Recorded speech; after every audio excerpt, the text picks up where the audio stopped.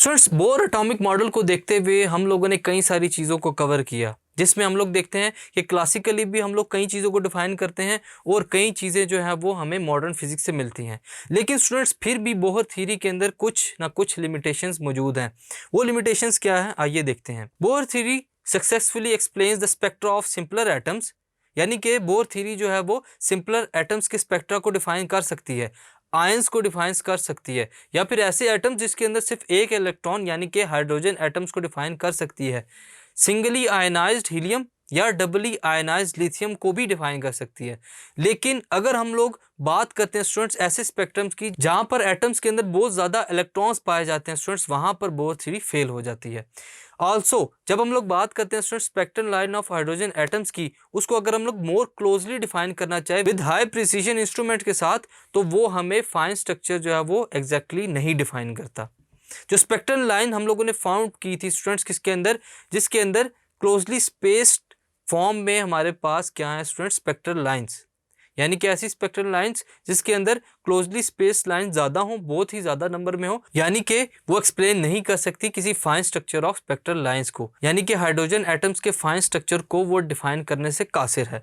Letter researchers, जो बाद में रिसर्चर्स आए स्टूडेंट्स, उन्होंने स्टडी किया किसको, effect of electric and magnetic fields on spectral lines. Spectral lines के ऊपर उन्होंने इलेक्ट्रिक और मैग्नेटिक फील्ड्स के इफेक्ट को रिसर्च किया। Spectral lines was found to split into a number of lines under the influence of magnetic field and electric field. Students, उन researchers ने observe किया कि जो स्पेक्ट्रल लाइंस हैं उनको स्प्लिट कर दिया जाता है किसके अंदर, नंबर ऑफ लाइंस के अंदर। किस इन्फ्लुएंस की वजह से, मैग्नेटिक फील्ड। ये मैग्नेटिक फील्ड का इन्फ्लुएंस किसने ऑब्जर्व किया, जीमान इफेक्ट ने। जीमान जो कि एक साइंटिस्ट हैं, और इलेक्ट्रिक फील्ड के हवाले से जो इफेक्ट ऑब्जर्व किया गया वो स्टार्क फिजिक्स ने ऑब्जर्व किया। Bohr theory can not explain these two effects. Bohr की थ्योरी से हमें इलेक्ट्रिक फील्ड और मैग्नेटिक फील्ड के स्पेक्ट्रल लाइंस पर इफेक्ट नहीं मिलते। इस वजह से जो बोहर थ्योरी स्टूडेंट्स कई पॉइंट्स के ऊपर, फाइन स्ट्रक्चर्स के ऊपर फेल हो जाती है। सो स्टूडेंट्स, ये है हमारे पास लिमिटेशंस ऑफ बोहर थ्योरी, जिसमें हम लोगों ने देखा कि बोहर थ्योरी कहाँ तक लिमिटेड है और कौन से आने वाले रिसर्चर्स ने इलेक्ट्रिक और मैग्नेटिक फील्ड्स को लेते हुए स्पेक्ट्रल लाइंस को ऑब्जर्व किया।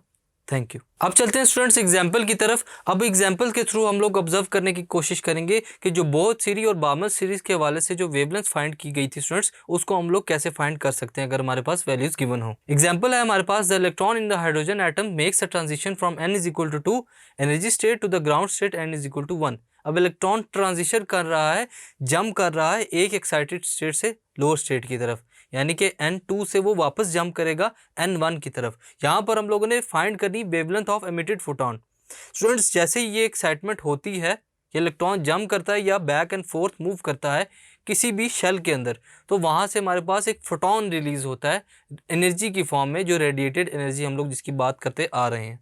उस फोटोन की जो एमिटेड हो रहा है उसकी हम लोगों ने वेवलेंथ को फाइंड करना है by using the equation of Bohr theory या बार्मर सीरीज।